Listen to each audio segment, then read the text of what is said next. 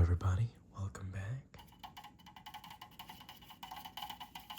Hope you're all excited for today's video. We have a Hot Wheel flavored Arizona. I'm just kidding, it's Radberry flavored. For those of you keeping up with the channel, things have been in a whole lot of disarray lately. That's why we got this weird camera angle, and I'm trying very hard to get comfortable. It's not really working. But it ought to be fine for today. So not gonna waste too much time here. We got quite a bit I plan on talking about. Not a whole lot, but this is a video I've wanted to do for a while. It's where I'm talking about games that I'd want to play for the first time again, you know? Like games that had some kind of impact on me that I'd want to experience those emotions again, you know? So we'll be talking about that while doing a drink review of this. People are acting the hell up today. I'm hearing all kinds of crap outside. Hopefully that is not picking up, but my fiance did want to try this, so she already took a sip. I'll let you know what she said, but here's all the stats if you guys are interested. You could screenshot and zoom in and whatever. You can scan to win a car. I assume it's probably a Hot Wheels toy.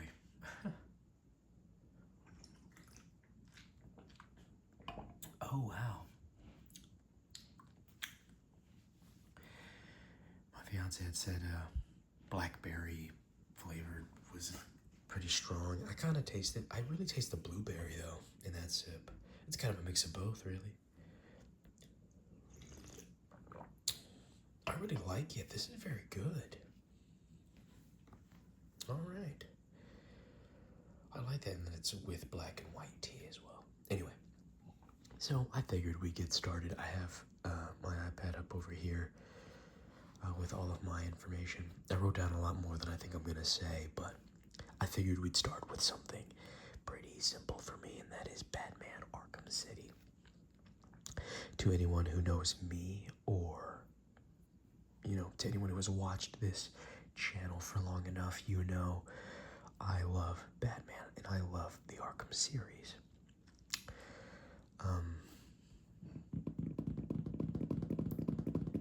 I chose specifically Arkham City for this video for a few reasons, but before we get into why Arkham City is the game I chose, I want to talk a bit about my experience with Arkham Asylum, the first game in this series. I love them all. I love every game in this franchise, but I just want to say that before I get started. Excuse me. Sorry, I keep having to clear my throat. But, yeah, starting with Arkham Asylum. Hold up, I have it right here. This isn't my original copy, obviously, but it's what I got for today. When I first received Arkham Asylum back in the day,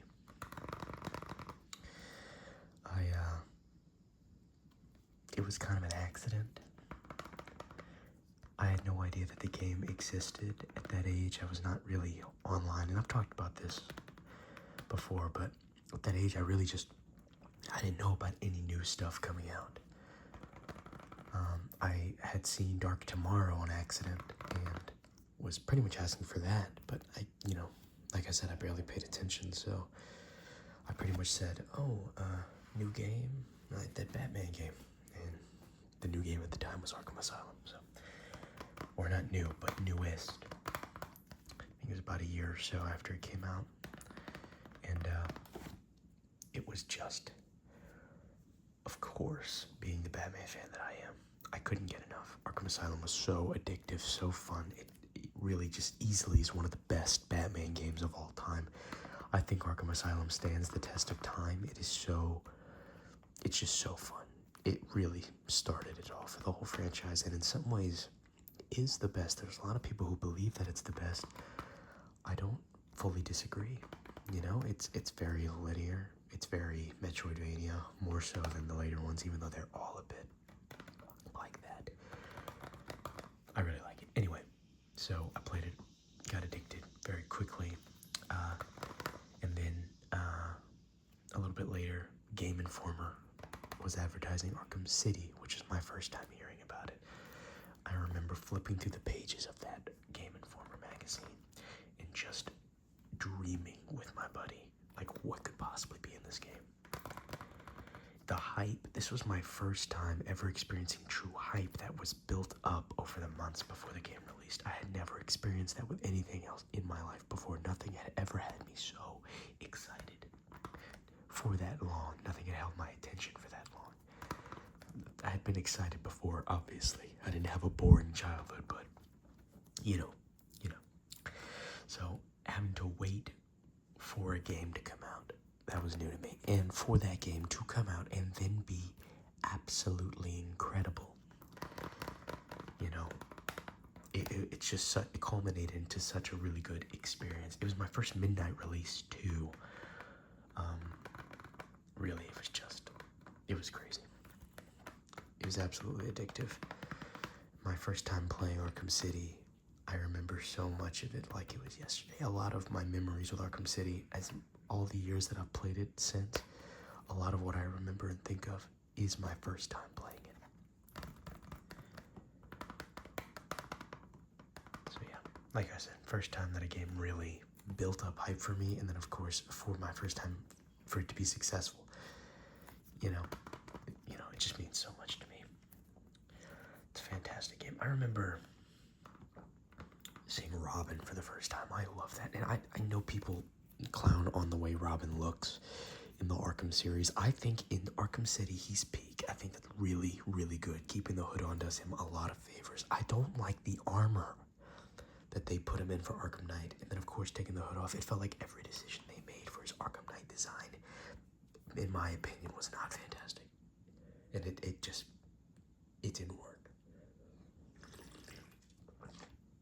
But Arkham City, I worked, in my opinion. That's one of my favorite. If I was going to do a Robin cosplay, that's what I was going to do. As a matter of fact, I was playing this during a road trip. I talk about it in my previous gaming progress update video. And I was playing mostly as Robin in Arkham City. It was just so good, so fun. Anyway, we got some more games to talk about, but Arkham City is absolutely one of those games that I'd love to experience all those emotions again. I just remember so much about that game, dude. And I know that people have different opinions on which Arkham is the best, and it was always Arkham City, but over time, people have kind of, I don't know if they just want to have a different opinion, but a lot of people I've seen clown Arkham City. I don't know if that's just to rage bait me or not, but I have heard it from friends too. Fuck them. Nah, I'm just kidding. But they love Arkham City, so it's not like they hate the franchise. And I could have guessed he's more of a linear gameplay guy. He likes the Metroidvania style more than the pseudo open world that Arkham City is, because it's still pretty limited compared to Arkham Knight and Arkham Origins to an extent. I love all four for different reasons. I'll probably do another Arkham franchise video, but for today, I'm going to go ahead and cap it off there. With all that overwhelming positivity, I wanted to talk about another game for me that is super, super important to me. This game came into my life and just took over. Just absolutely took over. And I adore Cyberpunk 2077. It is a top 3 game of all time for me personally. It's extremely important to me. I'm getting all this out of the way because I'm about to get a little dark. Not dark, but, not super upbeat.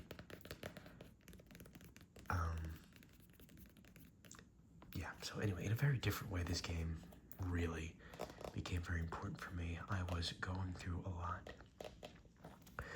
I was trying to wrap my brain and heart around a serious loss in my life. And the worst part is that it wasn't like ripping the Band-Aid off, like she was suffering for months. And I grabbed this on accident. Not this copy. This is the second copy of Cyberpunk I bought. I was buying, it was a 2 for buy two, get one 50% off or something sale. And I only grabbed Cyberpunk at that time to fulfill that deal. I bought Red Dead Redemption 2 and The Amazing Spider-Man 2. Those were the two that I really, really wanted. And when trying to find a third game, I just, I didn't know anything about Cyberpunk. I didn't know how disappointing it was. This was less than a year after it came out, I think. And I didn't know anything about it. I was not keeping up with it. I was not disappointed, and it was cheaper than this, my first copy, so. It didn't come with all the extra stuff that this copy does. Oh, what have I done? But, that was, anyway. So I played that game and was going through all these emotional things, and I really used Cyberpunk to kind of fill that void I was feeling. Not healthy, but it's what I did. And I was just so engrossed in the world. Driving at this point was not fixed, so I used motorcycles exclusively, but every other aspect of the game, I didn't experience any bugs or have any problems, so I became overwhelmingly addicted to the game. Then about 2 weeks after that, she passed away, and I really was feeling not good. I was in a horrible way. I was doing this dance where I'd go to work, I'd get home from work, I'd probably eat something unhealthy, or I wouldn't eat at all, and I'd turn on Cyberpunk, and then I'd play it until I had to go to work the next day. Maybe I'd take an hour, a nap or something, but for the most part I wasn't sleeping, and then I'd go to work the next day. By the end of that day, I'm fucking tired, and then I knock out until it's time to go to work, and I sleep like way too long, almost over 12 hours. Really, really screwed up whatever sleep schedule I might have had otherwise. It was not healthy, among with all my other habits at the time, drinking, eating unhealthy food, smoking, I'm not saying I'm peak fitness now, but I was really not in a good way then.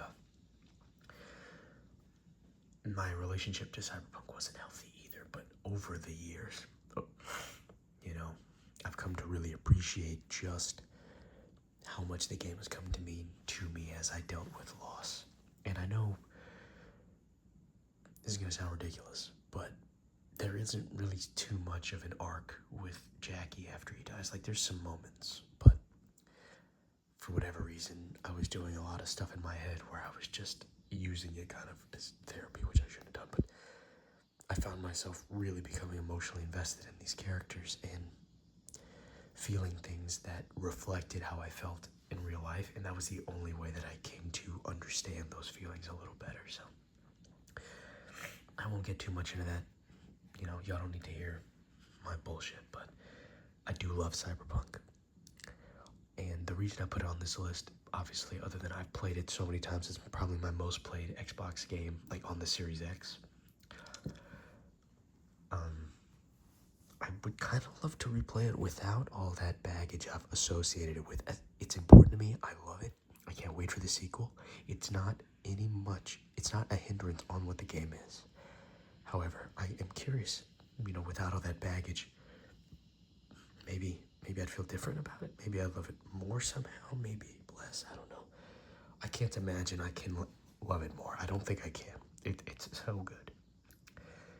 And I was extremely forgiving of it, even in its worst condition that I played it in. So, like I said. Anyway, let's move on before I get too depressing. In a different way than that, we have Hitman 3, but really it's a World of Assassination. See, around the time I started playing this, I had just beaten Halo Infinite. I went on a serious diet. My fiance and I had just started dating, and I was trying to take life a lot more seriously. I felt, not to be TMI, and I'm not trying to be like whatever about it, but really I had never thought of a reason to live. It was like, yeah, of course I'm gonna live. What else am I gonna do? But when I got with her and I really started trying to be introspective, beyond what I had already realized with playing Cyberpunk, because it wasn't too long after that I started playing this. I really was trying to find something I can play that I could segment my time well, so I can learn time management on top of all the other healthier lifestyle choices I was trying to make at the time. Time management was the worst. Like I said, with the sleep schedule, that really made everything worse. So having my girlfriend there really helped me project what am I trying to say? Like, catapult me into a healthier lifestyle. It made me want it. It made me realize that I had a desire to keep going. You know, not that I was ever second guessing that, but, you know, with a goal, you know, with a mindset of, I want to be better. Anyway, Hitman came along. I had just been Infinite, and I was like, yeah, let me just download things. It was on Game Pass at the time, so I played one level and realized, hey, you know, there's levels. It's very structured. Even from the menu, I could just hop in and rewatch a cutscene if I feel like I didn't catch it. So I played a level, and I had a week of leave, so I started playing the second level, and then the third level, and I realized I was, you know, I had to stop. I did stop myself and get good sleep, but I immediately became addicted to this as well. And this Hitman World of Assassination really became my next obsession for the next several months, as we went into moving into our first apartment and all kinds of other things we were doing at the time. A lot of my firsts in life were with her, and Hitman I just kind of was really obsessed with at the time. So in my spare time, when I wasn't doing something with her or working or doing something else with friends or whatnot, I was playing Hitman World of Assassination. It's another game that, you know, much like the other two I've said, obsessed with, you know, and I can't explain why. I really can't. Like, I'm giving you all the circumstances that surrounded why I started playing it, but I cannot explain why I fell in love with it so deeply and so immediately. Being as I played Hitman 2016 back in the day, like the first level, and just didn't like it. I didn't care. So I don't know. And then I've tried Hitman 3 before, and I turned it off. I was like, yeah, when it first came out. I did try to skip the tutorial, so maybe that has something to do with it, but for whatever reason, this third time trying really just pulled me in. And I've done a video on it before, but trying to understand now why I, you know, was so obsessed with it, I don't know. But maybe I just associate all those first and all those new positive feelings in my life. Maybe that's what I associated with, kind of the opposite of Cyberpunk, but anyway. Yeah, immediately obsessed with it. Would love to play it again for the first time, re-experience those things. I do want to do a remake of the Rambles for pretty much all the games we've gone over so far, so I might do that. But yeah, anyway. I have 2 more games to go over, but before we do that, let's go ahead and get this drink review done. Like I said, I really like it. It's just such a really good tea. I don't know. I didn't expect to like it this much, truthfully. I was expecting a grape flavor to be stronger. It really is a kind of blackberry, blueberry combo that I really do love. Wasn't what I was expecting, but it's very good. And of like you'll get like wild berry and other kind of berry named drinks. This is really up there. It really is. So, hold up, I gotta sneeze. Sorry, that was a big sneeze. I'm gonna wash my hands after too. But anyway, so yeah, I really like it. I'm gonna give it a 9.5. I might be rating it too high. I think it's very hot where I'm living, and this is really quenching my thirst very well. So I don't know, I'm gonna give it that score. I'll see if I change my mind, but like I said, we have 2 more games to go over. So we're technically 2.5, but anyway. I do not have the base Destiny, like cover art, but this is the game I'm talking about, Destiny. this is a video I really want to do all on its own. I mean, I'm including the beta in this too. And I won't spend too much time talking about it now because, like I said, I really want to do that ramble. But I remember back in the day, the beta for Destiny 1 was so damn good. I hope those cicadas aren't too loud. You feel ridiculously loud right now. Maybe I ought to pause and wait till they stop. Oh, of course. Jesus. Anyway, hope that wasn't too bad. The beta was really good. The beta was really addictive. I remember, oh man, all my friends are really liking it. They're all gonna play it. And then we kind of had a group falling out thing where we just kind of stopped playing games for a little while. I don't know why, but it's what happened. And of course they're back. I'm gonna talk over it, I guess. But so we didn't end up playing Destiny 1 together, not in the beginning. I ended up talking my friends into playing it like a year or so later, but I remember the beta. I remember I downloaded the demo shortly after the beta finished, and I played the crap out of the demo, dude. So the demo is where you're pretty much just exploring the Cosmodrome up until that first level boss fight. I'm calling it a boss fight, but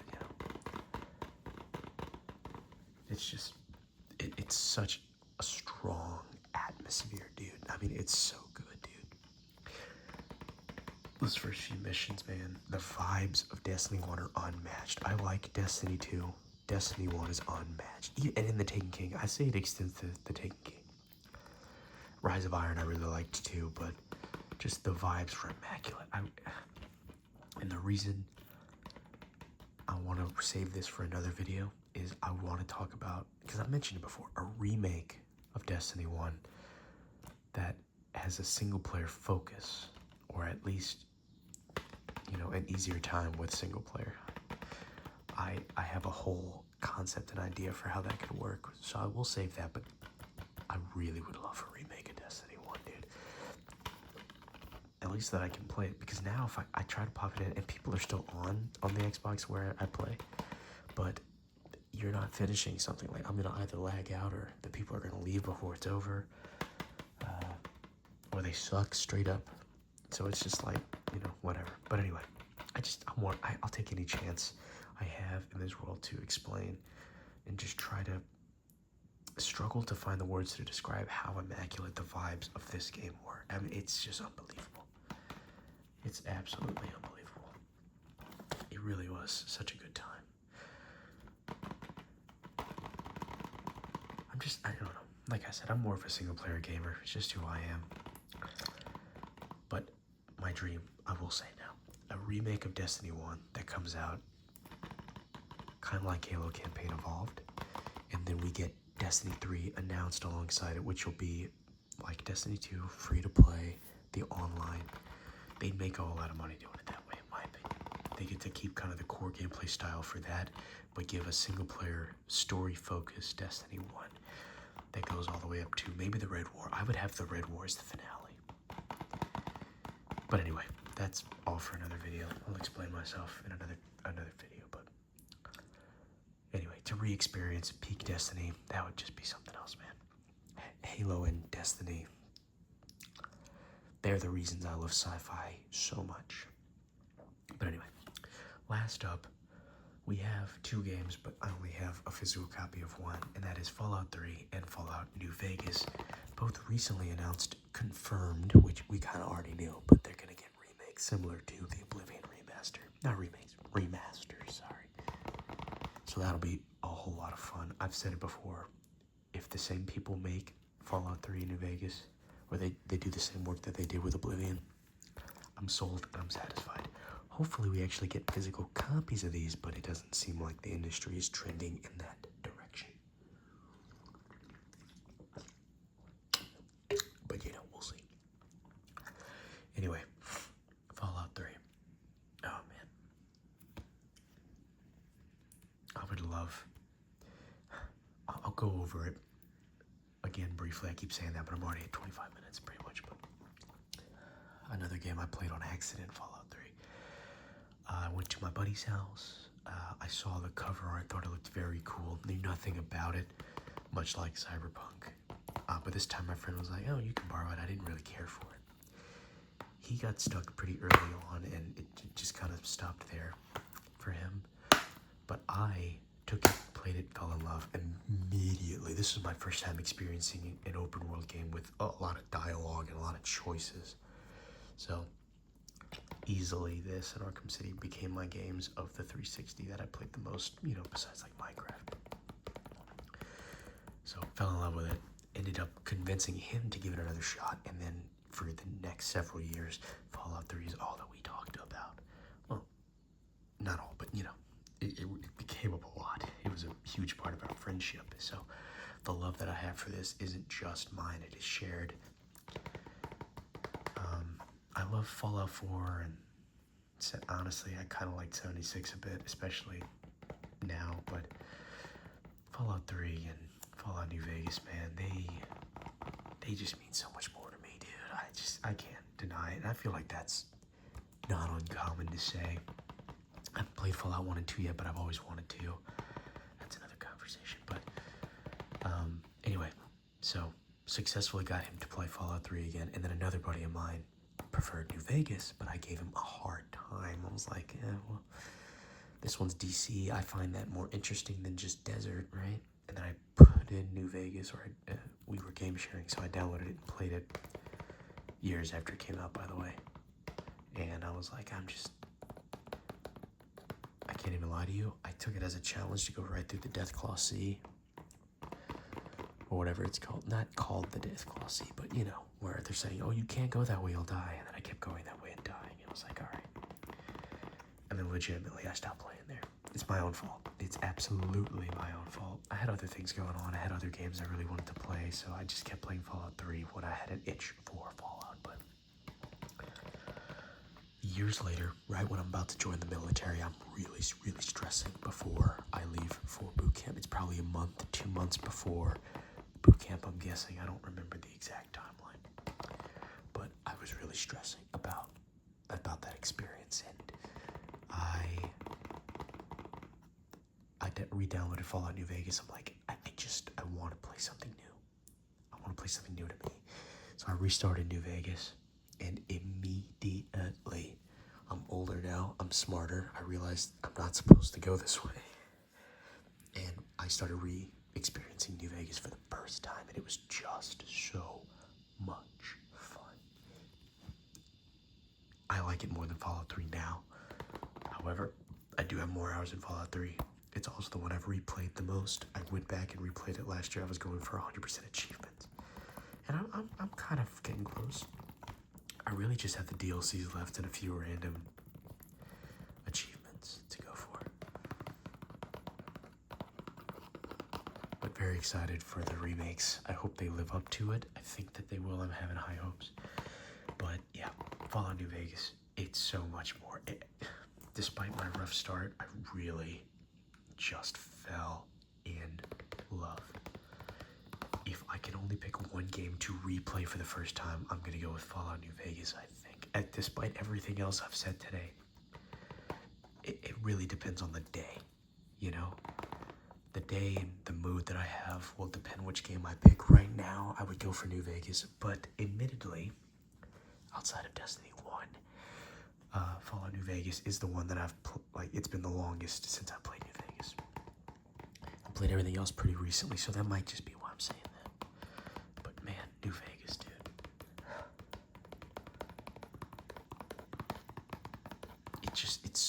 There's so many choices, there's so much story in it, and despite the bugs that it absolutely does have, I think that was the most bugless experience that I've had, believe it or not. I know Bethesda's horrible for that. I just got lucky, I think. But I remember I played so much of it in one go. Like 3 days I had done an insane amount, and it really helped me de-stress before joining the military. So I'm not saying Fallout New Vegas is better than anything I've shown you today, but it is the one I'd want to replay the most for the first, re-experience that again.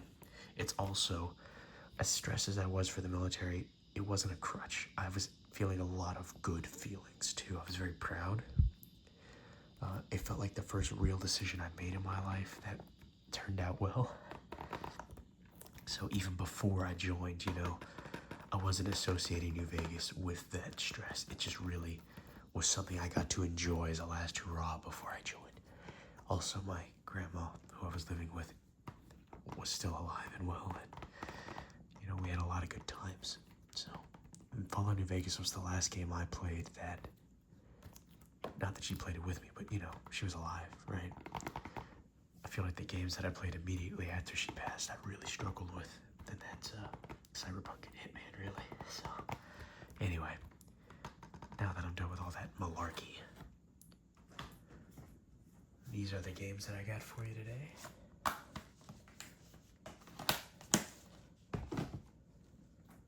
And let me know what you guys think about my list here today.